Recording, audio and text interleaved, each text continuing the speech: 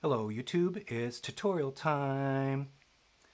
Today, or yesterday, I knocked out a base to put my spaceship on, and there goes the gas furnace, so it's going to get a bit noisy. Yes, I am in a basement. Yes, there's a washer and dryer, but we ignore such things. Yes, I built a bed sheet on the floor. Oh well, what are we going to do? Base, and then tiny art director, tiny third grade art director said you need an elevator. There's no stairs. So that is what this thing is sort of becoming, even though not done, but I'll catch you up on that. But let's do the first things first. Hit it with a blacklight. See how it looks. Looking pretty good, looking pretty cool. All the little tricks, all the little ways of glow in the dark, still fluorescing. Get it back to normal. Let's just cruise through how I make my bases. They're always red. I like red because I use white for the Apollo and NASA, but then I use red just because I think it's very industrial looking. And yeah, there's a fig for scale. So a couple new techniques going on here. One is if you want to go from Technic to a clip. I keep talking about these robot hands, but I wanted to show you the pieces. So it's these little clip elements, and I have a ton of these little suckers. And the way I transition is by also having a ton of these guys. These are Technic pins, but they're shortened so that you can use them as studs, but they also have that gapped opening that a lot of pieces have where you can slip a bar element in. So if you snap that in,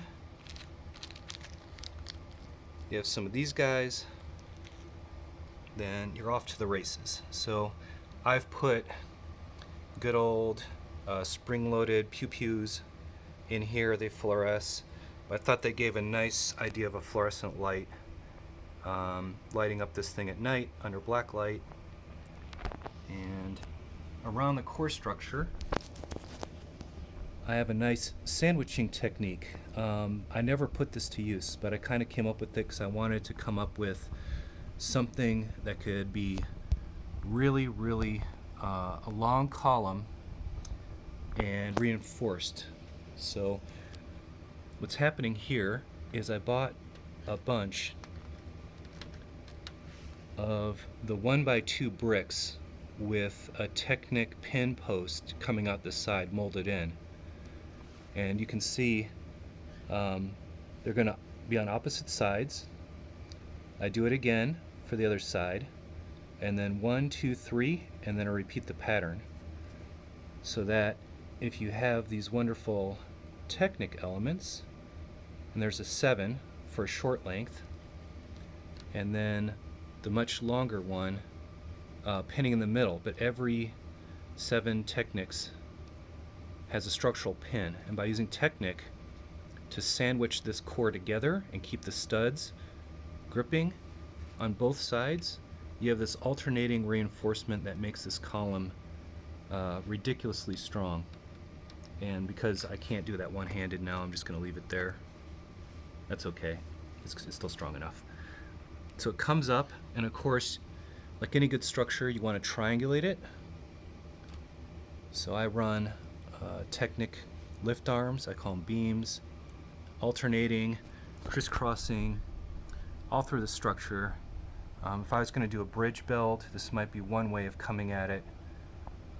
Besides locking, if you want to make it ridiculously strong and not as skeletal, once again, you could use that short pin, build a bunch of studs, and then put in sheets of plates across this thing, and it would get insanely strong.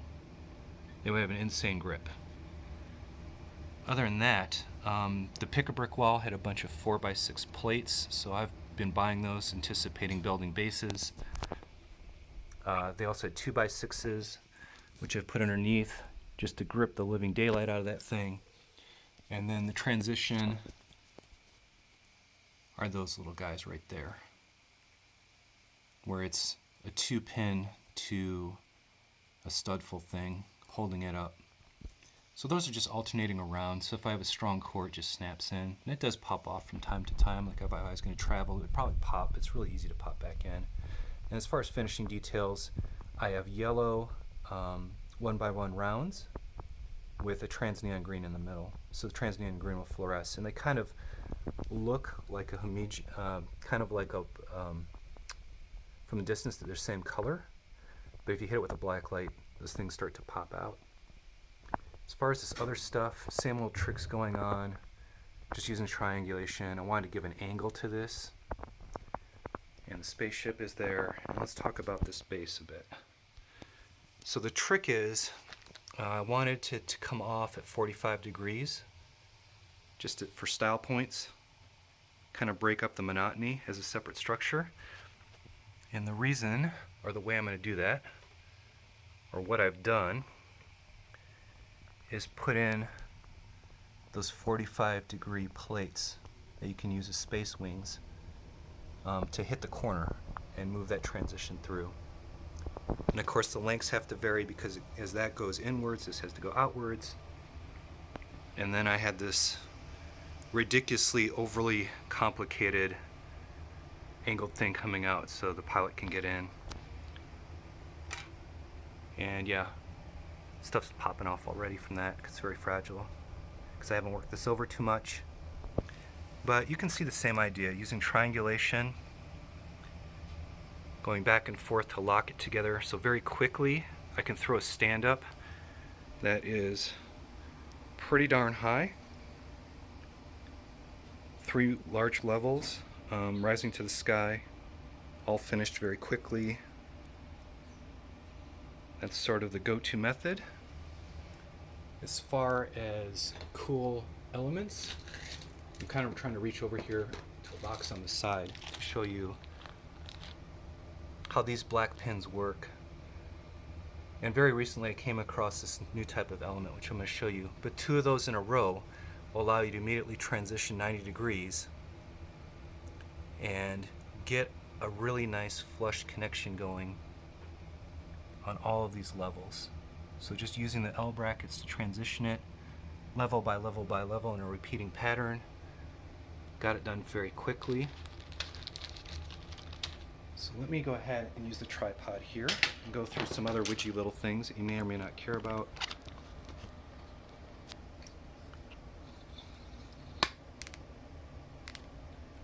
Okay, let's go through some crazy little things going on. Now these are the Technic elements that I'm talking about. So they have a pin on one side, and then they have the opening for a pin at 90 degrees. And they can rotate freely, but if you put 2 of them in a row, of course it's going to lock 90 degrees and make everything come together in a very, very compact space. So I like to keep everything very airy, very industrial for these. Let's take a look at this thing. And this is going to rattle quite a bit because I'm using thread. I've lost where I stored my Lego string, so I'm using thread just to get by. Let's come underneath. So what I'm doing with these bases, which is kind of silly, but it was fast, is I put a Technic element in, 90-degree connector, single stud, and if you snap that on, it wants to wiggle back and forth. So here I have a Travis style brick going sideways, a 1x2 jumper going into it, and then I'm using these little rail pieces, 1x2 rail pieces, to go down and fill in a 1-plate gap that was between this thing and this thing. So now if I grab it, and I'm jamming it not into the normal stud spaces, but into these I don't know what to call it, stud pocket, because they have a tighter grip. Now everything is flush and it won't wiggle back and forth.